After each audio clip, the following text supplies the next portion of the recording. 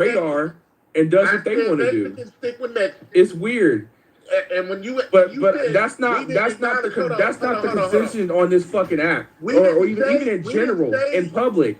The consensus is, oh, white person bad, white person bad. But all we're seeing now today, even the white people are getting ready to look at them like, hold up, they're starting to fuck shit up that we got here too, bro.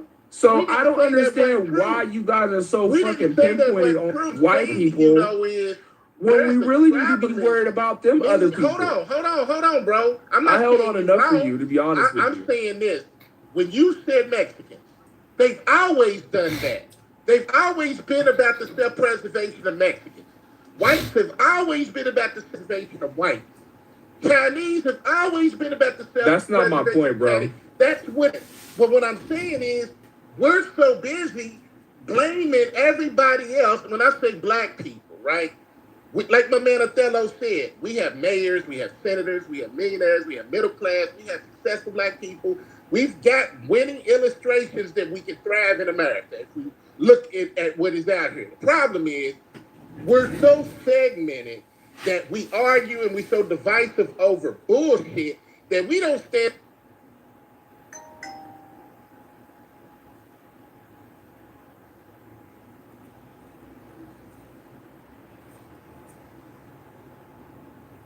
I think Trump was fully aware of how imminent the threat of Iran was. He felt like it would be probably much easier to resolve the conflict with Russia and Ukraine. But these things, these aren't like these are very vast legal and economic systems that in one part of the world could be expressed through war, but in other places. So it's not like so easy. And I think history will look back on what he did in Iran, and we haven't got started yet. Like we're turning up the heat very soon there. But I think history is going to look back on him and what he did is very favorably, in the same way that even though maybe there was more casualties than we expected in Iraq, but I think we all agree that the Middle East is a much safer place without Saddam and his regime in power, and we definitely wouldn't be able to do. I wouldn't want Saddam Hussein in power or someone succeeding him, in dealing with all the other Assads and the Nasrallahs and the Sinwars and Assad. These are really bad guys, right? So I think history is going to look back favorably on Trump, and I don't really think he has such a choice.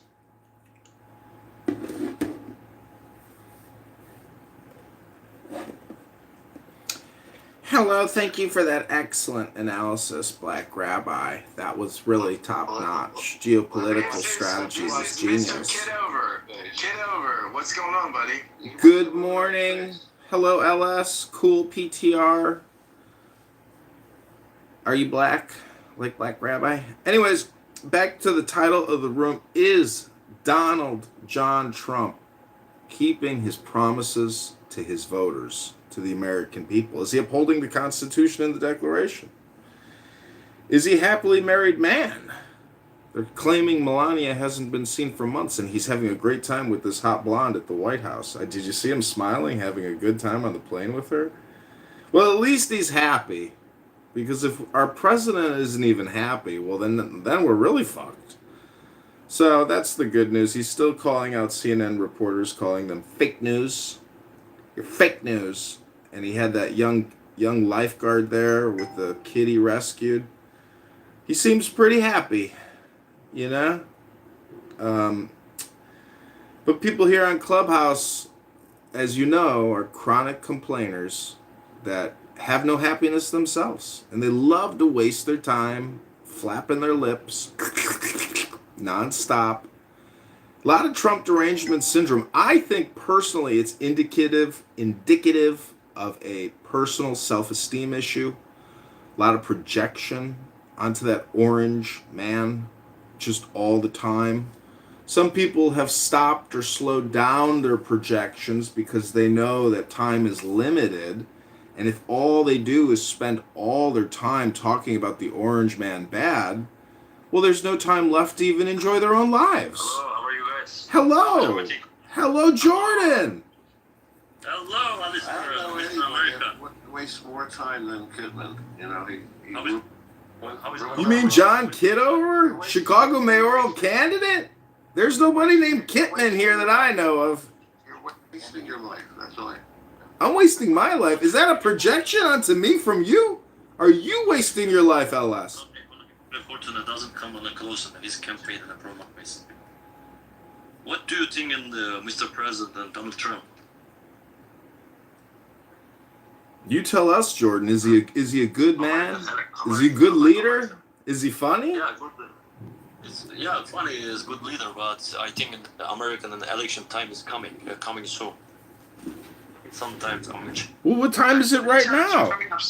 He's at 33% right now in the Reuters That's poll. correct. He's 33%. Everyone, He take that moment. He 33% and he won't be in the next election. He won again? Well, he's not running. It's the midterms. But yeah, I mean that's pretty low. I mean this is lower than Biden at the same point. Next time, I think in Donald Trump don't sit on the election. He doesn't sit, and some of when the president in the election, some of people in the choosing.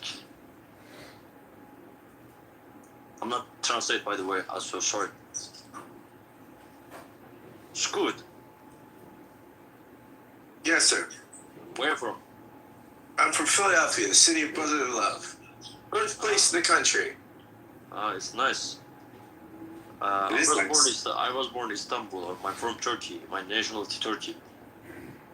Excellent. Where do you live now? Istanbul. Excellent. But I'm moving to the United States immediately. I'm fucking excited. Where are you gonna move? I want to visit in the New York City, Miami, and Los Angeles, California, Palo Alto, some of part. I described in the United States. I'm gonna see anyway because I haven't visited the 6 country. I like for South America, Brazil, and Mexico, and Colombia, Venezuela. I like it. It's fucking amazing, but I don't have visa. I'm gonna try in the more time in the United States, but I didn't take appointments. It's full. Everybody waiting in the appointment. Yes, they're backlogged in the United States right now. Why? Why bad? It's I don't- amazing. Amazing is country is fucking amazing. It's a powerful country, by the way. Yeah, America's great. America always great, boss. Always great. Most of the one and popular and the famous country, by the way. I like it there. And every young and the people and every people's dream is America. Now I'm talking with an older and the uncle. He have been visiting the United States. But sen nerede ziyaret ettin Amerika'da? Hey, Jordan. He have been visiting the Houston, Dallas, Texas, actually Texas City, and New York. Yes, boss. Yes. Yeah. So I wrote a foreign policy piece, and it was widely talked about in Turkey. I guess they didn't like what I had to say, but I put the link in. Which link? In the chat. I put the link in the chat. It's from a Turkish paper. I guess what is this? Oh wow, this is in Turkish. This is in Arabic, I guess. Wait. Arsada. Siyonistlerin ABD'den Somali'de reçetesi diyor. What's this boss? This is Zionist. I guess they're calling me that in the paper, but they're responding to a policy piece I wrote here in a think tank that was published. Look, I didn't touch in the politics. I didn't focus politics because I didn't understand the politics. I don't care for anything else. But yes, I'm gonna move in the United States. I describe in the United States. I'm gonna learn a new culture and I'm gonna see in the United States because it's freaking amazing. I'm explorer in the United States. I'm traveling, visiting for anything else. I'm gonna see on the Empire States and the Liberty City and for example on the Ocean Drive, Miami, Los Angeles, Palo Alto, and the Beverly Hills. it's famous trees. I'm gonna see my face as in my eyes, but one by one. You know, I put another piece that just came out yesterday, but it's it's in the Horn of Africa discussing. I wrote an open letter to the president of Somaliland here in Israel, and so the publication Somaliland and Horn of Africa running the story of my open letter. Yeah, we're trying to create peace. You know, America, Israel, United States, Somaliland. You know what I mean?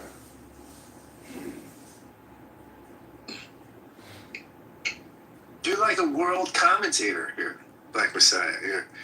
You're putting out messianic vibes all over the world. I don't know why it's Messianic. I think it's pragmatic foreign policy.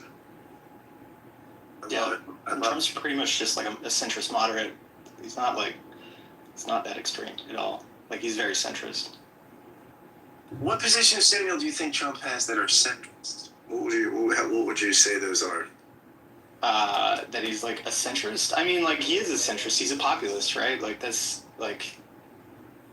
what he is. I mean, I would not call him like a deeply conservative person. Like, Trump is like pretty much for, like, he's open to abortion, right? His foreign policy has been like very middle ground, like the same as like Obama or Bush or anything beforehand. You know, he broke from like the old GOP orthodoxy. I think that he believes in like more like market intervention sometimes, and you know, like I think that he's very much a centrist. Like, he's not a super right wing. Yeah, I don't know that I describe him as super right wing. I don't know that I describe him as centrist either. I mean, that's interesting though, because you're right. The interventionist stuff is not. I'd say he's considered right wing now because the left has moved so far to the left in the past 20 years. Like, if you look at like what a typical Democrat was saying, you know, back in 2000, it's very similar to what Trump is saying now. It's just that like the Democrat Party has moved towards like the DSA, towards being much more progressive, and so like those things, you know, they always show like old clips of like Obama or like Clinton or something saying stuff that Trump says now, and you know, they're saying the exact same things when it comes to like the border and immigration and all this stuff. Like, nothing has changed in the past 30 years. He's saying the same thing. It's just that the Democrat Party has moved majorly to the left. And, you know, like, Trump's been actually really good. Like, if you look at like what he's done, you know, like in the nuts and bolts, like particularly around like the stuff he can control, which is like the regulatory agencies. Like, Biden was like heavily weaponizing the regulatory agencies during his term. I wouldn't even call it Biden, but like Biden wasn't even running the government. It was like his underlings were weaponizing the agencies to do some like really nasty stuff, and essentially like carry out policy goals without any sort of laws coming from Congress or through the courts. It was pretty terrible. So, you know, like, thankfully that's all been cleaned up. Like, you don't hear anything out. You don't hear anything now about the agencies taking this very like dominant, aggressive viewpoint against you know, people or American business or other stories that we were hearing back in the Biden era. So here we have, okay, just a couple things here to consider. We have the economy is slowing, right? Where our growth rate. Say that economy's speeding up. We're spending like the amount of money that's being spent inside the United States is exploding. Like, we're in one of the highest growth periods of the United States in the past, I don't know, 50 years. So growth rates in 2023 was 2.9%, in 2024 was 2.8%, 2025 2.1%, 2026 so far 1.8%. So there's still growth, but it's definitely slowing, right? I mean, it's slower than it was in the previous administration, right? No, definitely not. Like, they're going to spend $7 trillion on data centers in the next 5 years. Like, that level of capital expenditure just was not taking place beforehand. Like, I don't think you understand how big the AI build out is going to be. Like, if you it may be. If the AI build out explodes, then it will be higher, right? But right now, we'd say like 1.8 is lower than 2.8, right? I'm saying that like the amount of money that's going to, is being spent is really like, we would be in a very low growth environment had it not been for the AI boom right now, and that's how it had been since like 2008. So you're saying is that 1.8 is higher than 2.8. So the 2026 growth at 1.8 is higher than the 2024 one. You're talking about like GDP growth? Yeah. I haven't looked at it. I just mainly focus on like the amount of like that sector spending, and it's absolutely exploded. Like GDP covers everything, right? But if you're looking at like where Wait. So let me get this straight. So Samuel is saying that when he measures the success of the economy, he is only looking at one sector. Did I hear that correctly? Yes, I think so. I don't want to. Maybe I'm misunderstanding, but that's what it sounded like. I mean, wasn't like the I think that like obviously like some of the sectors have been like flatlined for a long time just because there's not a ton of growth options. Like that was kind of the argument that a lot of the climate people were making, that we had kind of peaked in terms of like electricity usage, in terms of like commodity usage. And so, like, pushing for efficiency gains made sense, but now we've kind of shifted into this like new environment where we're starting to expand capacity again, and it's been extremely significant. I will add they removed $25 billion a month from Social Security payouts. They say there were over 11 million fraudulent recipients of Social Security. That was released yesterday. So it's not just about efficiency. I think we need to replatform Medicare, Medicaid. We need to replatform Social Security. We need real structural platform change because the fraud, the waste is that much. It's really all coming from Medicare, Medicaid. I am complete. So there was 11 million Social Security recipients. How many arrests have been made? Like financial crimes are like notoriously difficult to actually prosecute. I don't know if you've actually like tried to like sue somebody. Typically they like settle without going to trial. Like like something like 95% of cases don't actually ever make it to trial. It's a very, very, very, very low amount, and prosecutors typically only take to trial like what they know is almost like 100% going to be getting a conviction in their favor. Yeah. Yeah, but I mean, well, duh. But I'm saying, like, do you know the conviction rates? If you're going to make a claim that you have 11 million Social Security recipients and you've had no arrests, nothing like that, that's kind of fucking weird. I mean, it just sounds like you're just pulling a number out of your ass. Like, the proof is in the pudding. Of course, it's hard to prove financial crimes. Financial crimes are notoriously tough, just like political corruption. Well, I mean, criminal arrest wouldn't speak to the entire thing. What if they do a civil settlement and just let everything go instead? Well, it's not. You still have some people going to a court reviewing if you're still. Danelle, I know people here are very lazy and no one's going to get a link for you, but you could Google it if you want. Hello?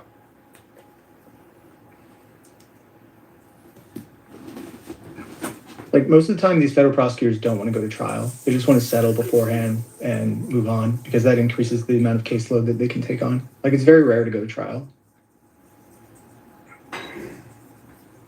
That's 100% true. What are you talking about? You're acting like you're like. I also just want to add that it's not just Donald Trump that is delivering for the American people. It's really also Robert F. Kennedy Jr. And not many people know this, but this app was instrumental in getting Kennedy as an opponent and running, and eventually him dropping out, dissolving, and joining the Trump administration and endorsing Trump and telling all voters not to vote for me, vote for Trump, even if I'm on the ballot, because the Democrats want to split the vote for Trump. Clubhouse and that young man, Augustus Palante, and especially his wife, were instrumental in creating Kennedy content and Kennedy publishing. which ultimately ended up with him joining the Trump administration. And they just reduced the vaccine schedule from an insane 70 plus to 12 or somewhere around that number. And slowing the delivery, not 5 at a time, but Big Pharma now delivers 5 at a time. So I want 5, I want 7 at a time. I get every vaccine I can get. Love vaccine. The point is, Daryl, welcome to the stage. What do you think about the economy? Do you think that 33% of the Reuters poll? What do you make of all this, Daryl? Daryl going once. Daryl. Yeah, sorry, I couldn't find the button. So it depends on which promises, right? He promised that he was going to lower grocery prices on day one, right? So he promised he was going to end the war in Ukraine within 2 weeks? So it depends on which promises. He promised he'd be transparent, right? And he is. He's actively day trading or insider trading. He's actively, has anyone seen his wife lately? Where's his wife? No, she's in hiding. Yeah, where's his wife? It's funny that when conservatives are like, what does his wife have to do with anything? I wasn't finished speaking, so if that's okay with you, I want to understand what you're getting at by mentioning. Okay, if you let me finish speaking. All right, bro. But I'm not explaining why I interrupted. And you're still talking. Go ahead, Daryl.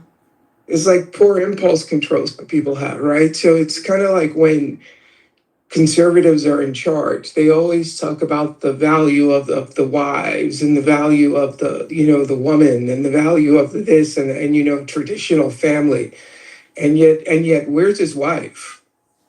Has she been seen in I think they said it's been 13 weeks. They're counting where's Melania, all right? Their websites, where's Melania? Where's Melania? Excuse me, Daryl, where is your wife? I'm not married. Well, it's because you're a faggot. Oh. Who said that? That was Kitover. But Daryl, are you done yet? Can I comment or you? Grace, I want to kiss the audience. I want to kiss on your ovaries. Grace, I want to kiss on your ovaries.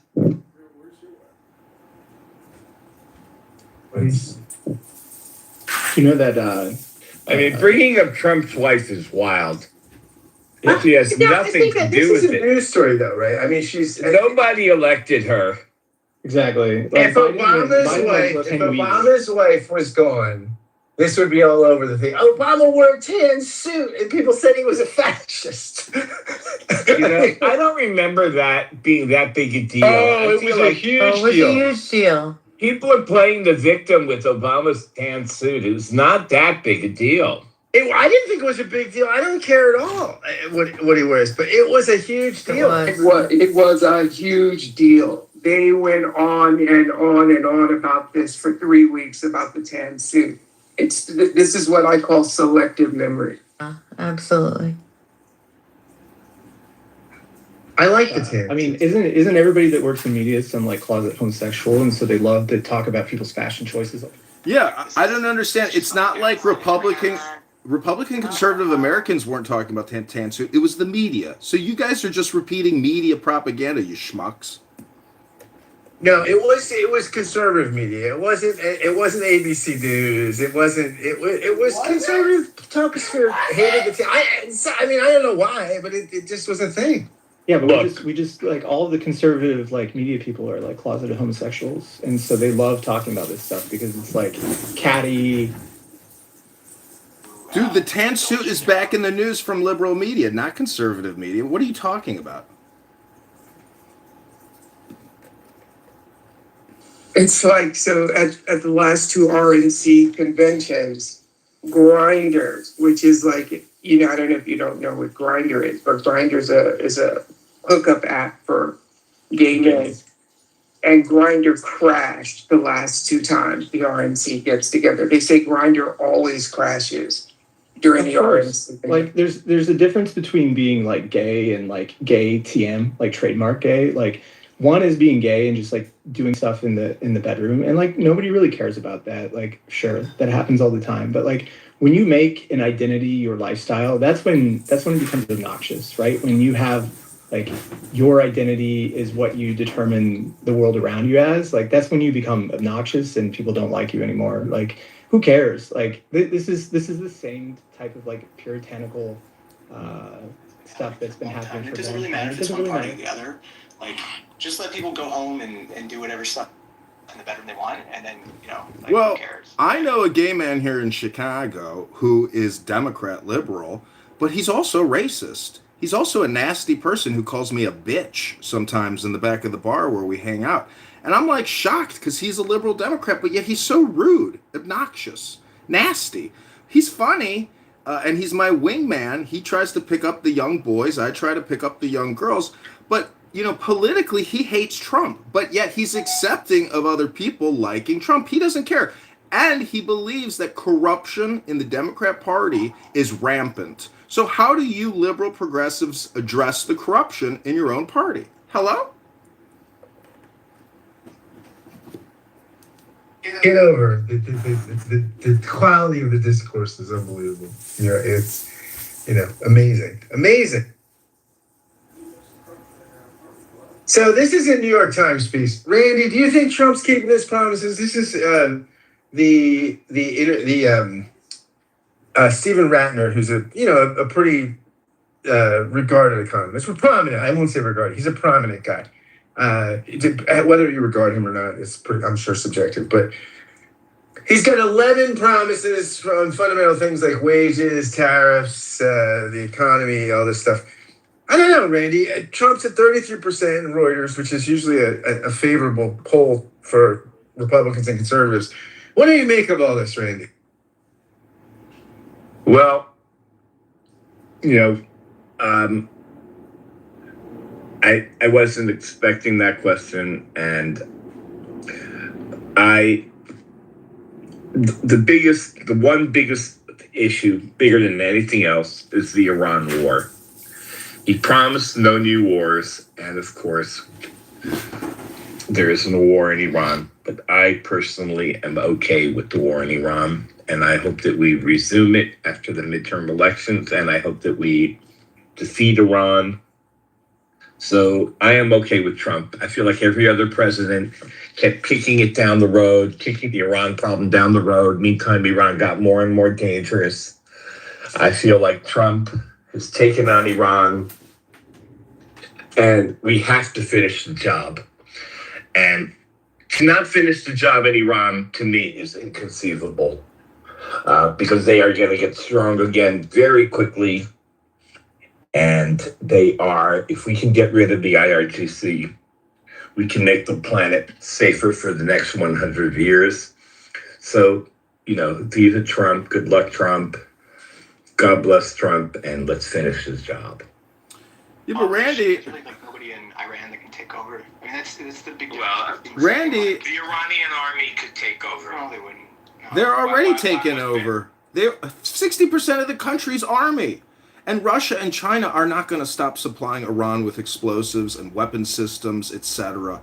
This war is another quagmire that will not end. And I agree with you, Randy. It's necessary. This is like having a zit that you need to lance on your face. You have to do it. You have to start squeezing the pus out of it for it to heal. Hello? It's just kind of like, you know, in Venezuela, there was a strong opposition that existed before they went in, and yeah, but that's not who took over.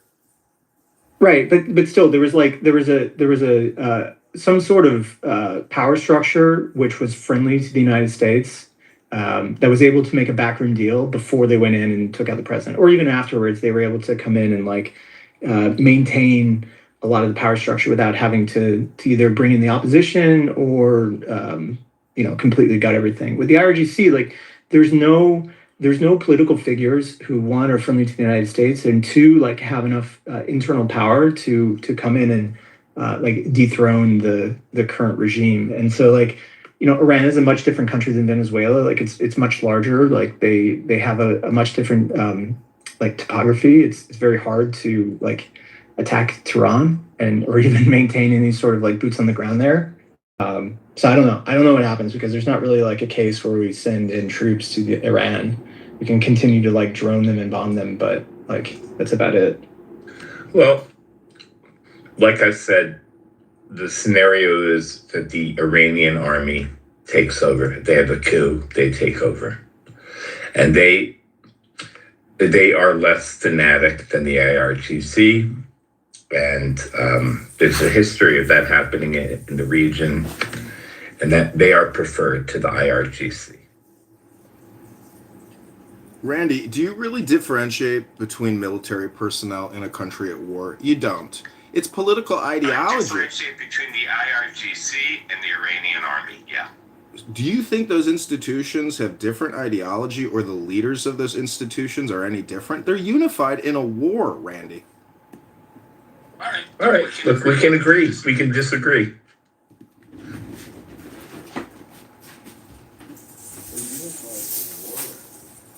Yeah. Sounds like you disagree. It's okay. What's that? I missed that. I'm good for now. No, I just missed what the Thank you, Scott. thing was. By the way, Randy, I'm with you on the Iran thing. I think it's been a threat in the thorn in the side. But the challenge is the straight thing, which I think it seems like every security expert from both parties knew when they war gamed this out that this was going to be the move, right? That they would close the strait and sort of try to hold everybody hostage. Which is one of the reasons I think nobody did it. I mean, now, if Trump can finish the job, that would be, I think, exceedingly impressive, and he would get a lot of credit. The question is, how do you finish the job? What does that look like? I think you got to put a lot of boots on the ground. There is no finishing the job. Even if you take the strait, what's going to happen when you take the strait? You're going to be getting attacked from the land. So what do you have to do? You have to put troops in on the land. Oh, those troops on the land are now being attacked. Now you have to move further and further in. And Iran is more mountainous than Afghanistan and more urban than Iraq. It's going to be a quagmire. You have to put troops on the ground if you're going to do it. You don't have to put troops on the ground. There's lots of ways to win wars. Assassinations win wars. You are making an all or nothing statement, and I would suggest you look at the cognitive distortions disorder list, because that's number 10. Congratulations, Danelle. You have a cognitive distortion disorder, making all or nothing statements. Okay, Danelle, go back to Burger King and keep flipping your burgers, Danelle. You can't even recognize your ideological cap. It is pure autism of like the. See, that's projection. I'd like to activate the projection detection system and hold up a mirror to your face, Danelle. Thank you for projecting on me, but thank you very little.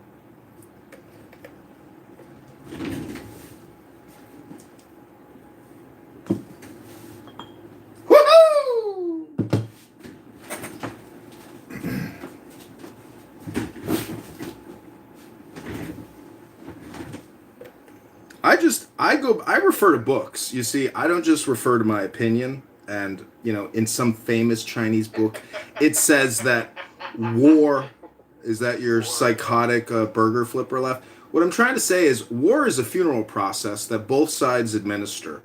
And regime change in a country which is fully ideologically warped, it's not going to necessarily work. You throw the king in there, now you got Islamic jihadists waging war. So this has to be done Michael Corleone style, which is the way that it was done.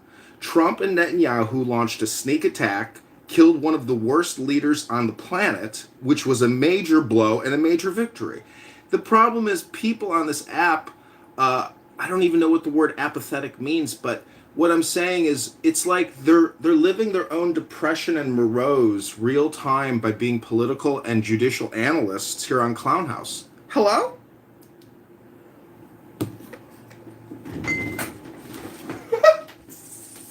Well, why isn't the war over? I mean, how many heads of state are we going to drone strike and then finally the moderate takes over? And who is the moderate? I mean, it works in some instances. It worked in Venezuela. It worked in Venezuela. I mean, the Venezuelan thing is like, that is the best case scenario when you get the vice president in the pocket of the CIA. Like, that's the best case scenario you can get to keep the existing structure. But I don't understand Alistair's logic. I think that we're going to look back upon when Trump is done with his term and say, like, Venezuela was great. We might even get Cuba, hopefully. And maybe even the North Koreans, like, decide to end the war with South Korea and normalize relations again. Like, if those three things happen, I think Trump's, like, in terms of foreign policy, even with the Iran stuff going on, would be regarded as a very successful president. Because, like, what did like, Biden was a bit of a lacking in terms of foreign policy. Like, the Ukraine war started. There was all sorts of strange things happening down in South America. It wasn't great, right? They kind of, like, let the ball drop globally. Well, look at North Korea. Trump canceled his military war plans with South Korea in order to stoke tensions with the North. But the North is sending tens of thousands of soldiers to the Russian battlefront to engage in war with Ukraine. They just launched a massive drone blitz in Russia again, and they burned down, like, a massive retail facility. Did you see the size of that catastrophic fire? So, I mean, I was in the U.S. Army, and we spent the entire time studying Russian weapon systems. So there's, like, a polarized world of Russia, the weapons industrial complex manufacturer, and America, the weapons industrial complex manufacturer. We're still butting heads. But we're not doing it publicly. You can mute me all you want. My day has already started. I am complete. Hello?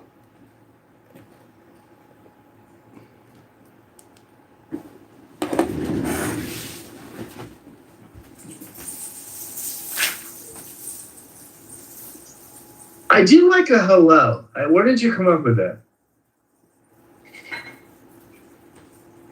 I'm a fan of the hello.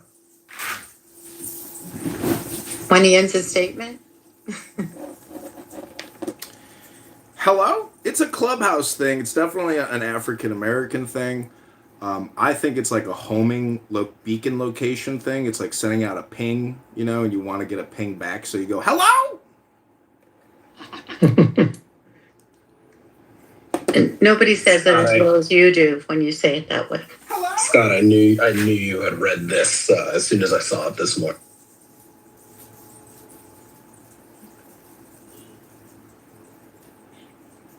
It's a great article.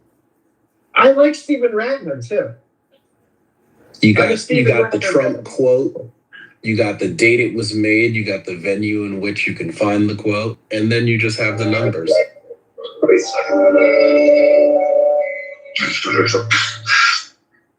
Yeah, I think Ratner is a pretty credible economist. I think he's an interesting guy. I don't think you're going to. What is that? What is that noise? Is that you, Samuel, or no? No, it's not me. Somebody has TV on. John, is that John? It's John. It's John. John, can you mute up? Thanks. Yeah. John's a noise troll, y'all. I thought you guys were talking about me. I'm a troll, but I'm not necessarily a noise troll. I am a highly annoying person. That's self-awareness. I give you credit for that. Yeah, Adam, I thought it was a good piece. I thought it's just, I mean, the metrics are pretty objective, which I like about it, right? It's not a very... The economy is clearly worse. There's no ifs, ands, or buts about it. We're going to come in at under 2% in this year, for sure. Now, what do you attribute that to, Adam? Why? Stupid wars, tariffs. The tariffs are huge, yeah. Cutting immigration, lack of the gutting of government spending on university research. I think you're on target, Adam. I think you are. Leads to lower growth. That's right, and that's going to be the biggest problem. I don't buy that when you say we're going to look back and say that foreign policy is a success, I don't think the average American cares who's in charge of Venezuela. So I don't think that they're going to look back and think that this was worth doing, because even though no one died on the American side in this op, it still only polled at 30% approval. Adam, people aren't going to look back nostalgically with regards to regime change, but they will look back nostalgically to the time, to the abundance, because we are at peak spending. We are 40 trillion in debt, 200 trillion in unfunded debt. We have bought a lot that we are not entitled to. And the bagman, the bill collector, the tax collector is coming. And the generations that are coming out of college now are graduating with over probably close to $1 million in unseen debt liabilities that they do not know is on their back. Absolutely. That's Trump. huge. I read something that Trump might be responsible at the end of his 8 years for 1/3 of all federal spending, all federal debt.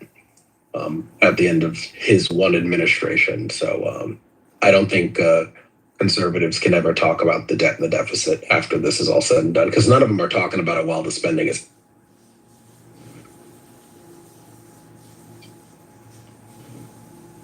Well, Yeah, Scott, I'll answer this briefly. Samuel, why don't you speak first, since you started before? I don't really see the debt as like that bad of an issue. Like, one, they can always inflate it away if they wanted to, which is probably going to happen anyways with like all the AI stuff coming. Like with if you have tens of millions of robots that take all the kind of hard labor jobs, and then you have massive productivity gains that come through the implementation of all this new AI stuff, that in itself is. Well, I mean that's the assumption, right? That should not be the assumption. I mean, that's how you get out of a low growth environment. We were in a period of like near negative interest rates for. Well, Samuel, there's no one else in the room that agrees with you more than I do. I'm the only techno optimist futurist in the room, and I agree with you. But I don't think it's productive to try to persuade the people that are not so optimistic about the power of AI and robotics. What I would say, Sam, and I'm curious of whether you agree, is my biggest complaint with MAGA, the number one reason why I am angry with MAGA is the issue of high-skilled immigration. I recall specifically many speeches about how the U.S. needed the smartest people in the world to move here.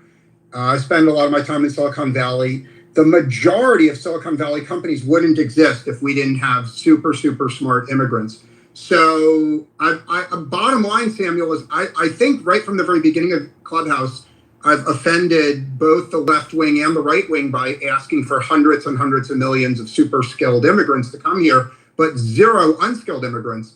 And I'm angry that MAGA appears to have turned against the idea of mass immigration of super smart people. So I want to hear only from Samuel, not from anyone else.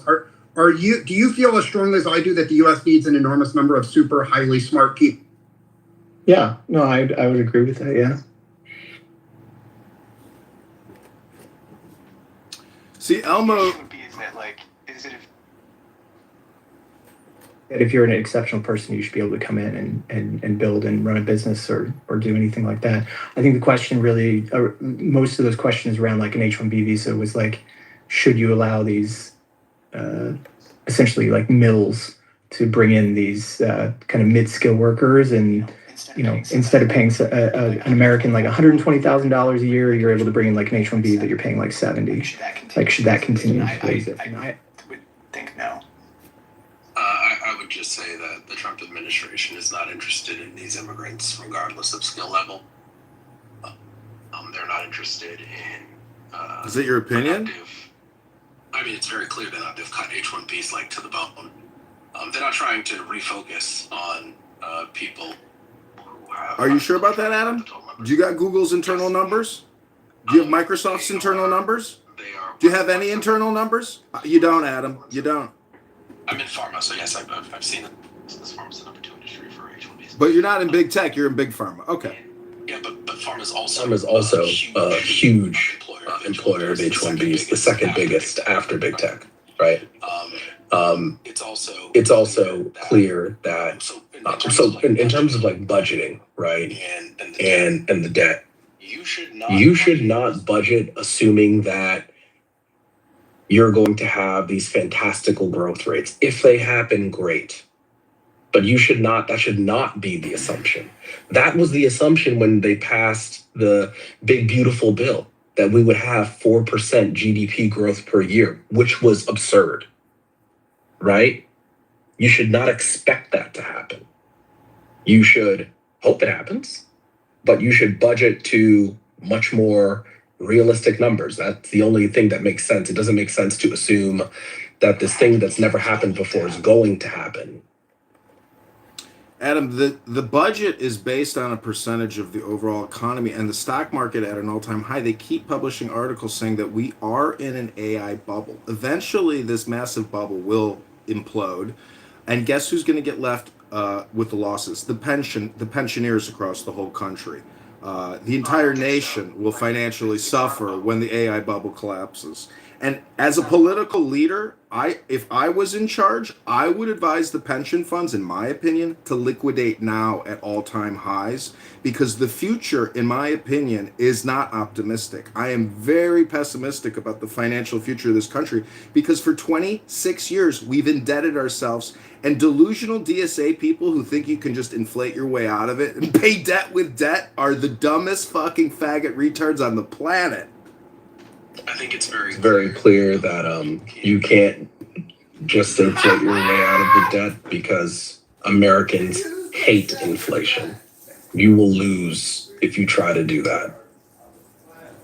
I mean, if like you can inflate as long as there's different types of inflation, right? So like the money supply can grow so long as it's like equally distributed, and like the national debt at where it is. So there's like so there's $36 million or $37 trillion of debt, national debt. Like there's people who hold it on the other side. So as long as those people are happy to hold it, like it's fine. You should just continue to issue more, especially as like it is not fun because the interest rates are stuck at almost 7% right now. It's 6.7%. It is not at 4%. What? Regular people's interest rates, like mortgage rates, it's almost at 7%. No, I'm talking about like a 30-year bond. Well, yeah, but we're talking about how that passes through to regular people. That's why you can't do it, because as the 30-year bond rate goes up, the rate is even higher for regular people because it's kind of pegged to that. It's pegged to 10-year, not to 30-year. Well, I mean, right. interest rates going up is not really like a bad thing. It just means there's a lot of demand for money at the moment. The interest rates going up is clearly a bad thing because the people say it's a bad thing. No, I mean, it's not a bad thing. It just means there's a lot of demand for money. If you look at what is going on in the economy and you look at how people feel about the economy, it says it's a bad. Well, I mean, but like what you feel and like what it actually means is two different things. I mean, what you feel is what matters in terms of voters. Sometimes, but like thankfully elections are every 4 years. So like the growth in the economy, it's very like K-shaped at the moment. And it's not good. It's under 2%. It's 1.5% for 2026. It's bad. I would say there's a lot of sectors that are like ripe for some type of deflation. The growth rate is bad. Do you disagree? Depends on what sector. I mean, the sector doesn't overall. The GDP growth rate in the United States. Adam, it's all relative, dude. If you're on one side of the fence, it's relative, Adam. So, I mean... Most Americans think 1.5% GDP growth per year is bad. No shit, dude. Why, Adam, let me ask you something. Have you ever done Toastmasters? It could help you a lot in your professional career, because if this is the way you sound at a meeting, you sound like a faggot bitch.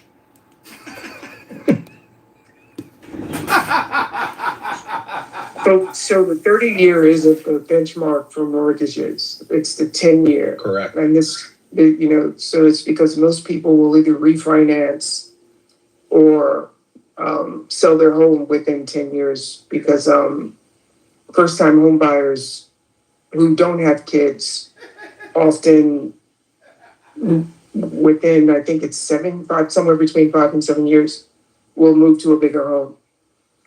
This idea that the idea, Sam, that this is not an issue, I think is somewhat misguided. If you look at what happened last week, we bought a bunch of yen because what we're trying to do is prop up the yen in relation to the dollar. It's because Japan is the single largest holder of American debt or American treasuries. And, I don't know if you know what the Plaza Accords were when we actually kind of ruined Japan's economy. But there are a lot of countries that we're doing cash swaps with now because, they're running out of money in a sense. You can't run out of money. That's impossible. Well, I'm being facetious, right? I don't literally mean you're running out of money. What I mean is you're going to, over the next, I think 16 to 18 months, you're going to start to see the Treasury prop up other currencies. The reason Japan had such a low interest rate for, I think, 27 years now, at least 27 years, is because they wanted to, well, one, they were forced to at that G5 meeting at the Plaza. And two, their economy is, it has just been stagnant for about 12 years now. And, so this is the second within the year, this is the second cash swap or swap line that we put up. The first one we put up, I believe, was with the UAE when the whole war started because no one had US dollars. And the threat becomes, I don't know if you know what the Thucydides trap is, but the threat becomes that if countries that hold US debt are suddenly in need of cash, they will sell that debt on the market. They'll sell it at a lower price, but that would actually increase the interest rates on the debt that they're selling in the market, which will absolutely impact, everyday Americans. So I understand when you say that people don't care about their feelings. I think the average voter who is just some man or woman going to work every day and putting their kids through school, they absolutely do care about how they feel about the economy. And if you look at some of these but they don't care about that. What they care about is home prices primarily. So when you say they don't care about that, what is that they don't care about? I mean, they could probably they probably don't care that the Japanese carry trade is unwinding, right? What they care about is the price of housing, number one, and we've done most of the housing, actually pretty much all the housing issues, and this is something that Democrats should probably deal with before they get to the midterms. Is why are all the cities, blue cities, have the worst housing issues? Why can't they build enough houses? Why can't they build enough apartments in New York or LA? Well, the first thing I would want to say, when you say they don't care about what's happening in Japan, I would rephrase that to say they don't know about what's happening in other countries that hold our debt and how that might impact them, because they will care about the impact when the impact hits their dining room or their living room. So yeah, they may not know about what's happening in Japan and how that will ultimately trickle down and impact them. But I think they will care about it, even if they don't know about it. I would say that the majority of the kind of middle to lower class is biggest expenses goes towards housing, number one. And so until you fix the housing markets, affordability does not come back. It's just a foregone conclusion, and nothing that you're talking about is actually going to make a material impact on anything. Until you're building millions and millions and millions of houses to drive down the cost of housing at scale, nothing is going to be fixed. And it's a systemic and structural issue that has to be fixed. And until that happens, everything else about affordability is just kind of a joke, because it's at the margins and it doesn't really matter. Like, America needs to figure out how they can build houses again. And until that happens, like, affordability is going to suck. Well, Trump has kicked out a lot of the people who build the houses. I mean, Trump has very little. Trump has, like, housing is like a local issue. It's a city issue and a state issue, and Trump has like very little. The workforce is a federal issue since he's kicked out the people who like do most of the construction. No, they're like they raid construction sites. Like, it doesn't, like, okay, so like what you're saying is that we needed illegal immigration to keep labor costs low, so that there could be higher margins in building houses. I'm saying that the illegal immigrants were the ones who were actually doing the work, and they didn't have a plan to swap them out for somebody else to do the work. Okay, so the home building companies or construction crews are not paying a high enough wage to American workers that they need to depend on illegal immigrants. Hey, they didn't. Trump administration is the one who decided to do this, and they didn't. No, but that's the argument. I think that's a silly argument. Like, well, so if I could just get back in here, Samuel, because Samuel, do you know what the personal consumption expenditure index is? Yeah. Okay, what does that have to do with housing? With PCI? I don't know. PCE, it's actually the PCE index, because you actually said that people don't care about how much they're spending on just plain old consumer goods, right? Like foods and, housing, buying clothing, which, because the PCE index is actually a major indicator of the status of our economy. And so if you, again, I'm not even trying to argue with you. It's just, you seem to, you're like one track minded on this. And you're saying that the only thing, and I hate when people use phrases like the majority, because what does that mean? 50.01%? When you say like the majority of people care about housing, right? So what is the majority? What is that majority? Or is that just like, way of exaggerated, absolutism? Well, I don't know why you left. Run away. Run.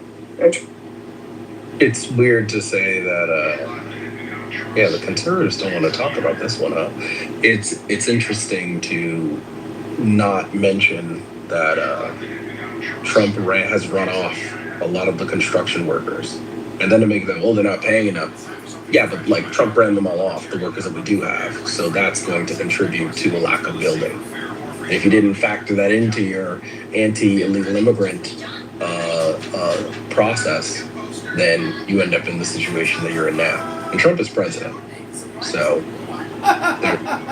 it's interesting. The Trump supporters don't seem to think Trump is, they think that they're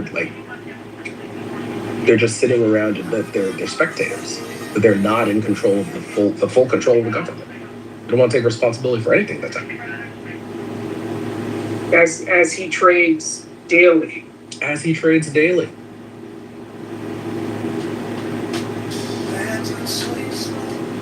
See, this is my theory. That Trump has made a huge wager in the predicting markets that the Democrats will get a massive victory in the midterms. And he doesn't want to leave anything to chance. So this isn't his control. Right? There's a lot you can do. Listen, let's eliminate the first year of Joe Biden's administration, where the GDP grew at 6.2% because that's pandemic rebound, right? 2022, 2.5%. 2023, 2.9%. 2024, 2.8%. Now we're into Trump's years. 2025, 2.1%, and the first half of this year, 1.8%. The economy is clearly slowing down, and it is as clear as day in the numbers of this. Wait, Radner had 1.6%. Oh, sorry. 1.6. Yeah. So it's as clear as day the economy is slowing down, and no amount of bullshit is going to make that unclear. It is clear the deficit is growing rapidly under Donald Trump. They don't have anything to say about that. It's clear the national debt is growing rapidly under Donald Trump. Manufacturing jobs have stalled out under Donald Trump, right?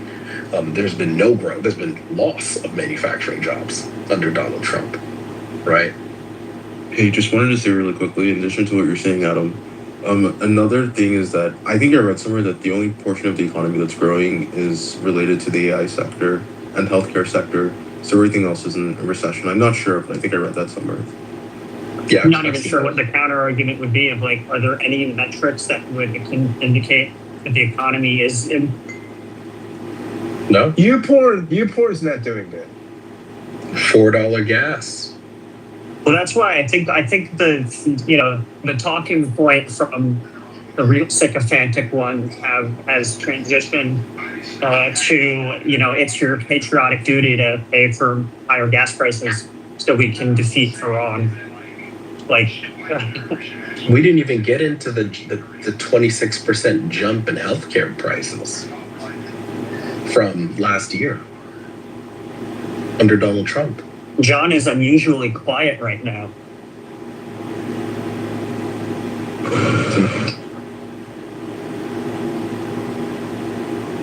John got one of his accounts got moved down. Yeah, well, he's I mean, not only is Trump polling terribly, but he's doing terribly in terms of how much people trust him with the economy, and that's always been one of his strengths, deserving or undeserving. So, pretty clear he's not living up to the campaign promises, especially, I mean, really any of them, honestly, but especially the, gas prices and groceries. Ground beef prices, man, great.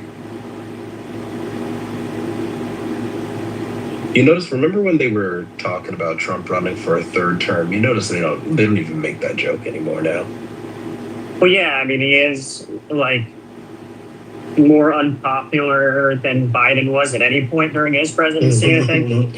That's how you know that they know that, they won't say that this thing has failed, but the fact that they're not making the 4 more years joke anymore to own the libs, because they know that libs would love for him to try to run again at this point because he's so unpopular.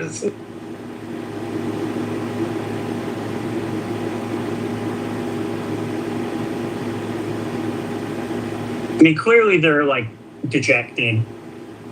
I mean, you drive around towns that used to have Trump signs up everywhere, and they're not really to be seen.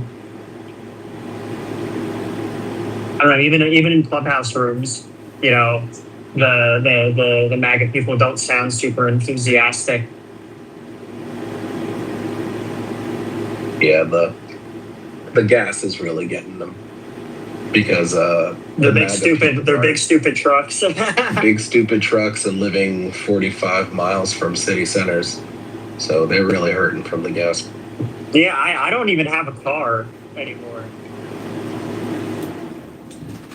A lot of people don't have cars anymore. Marjorie Taylor Greene said that she hasn't seen a MAGA hat in a long time. And, I have MAGA hats, and I've never ever seen anyone in a MAGA hat in the Chicagoland area. And you know why? Because it's a collectible. And what kind of a faggot retard will go out to a social affair and you want to look good? You think you're going to get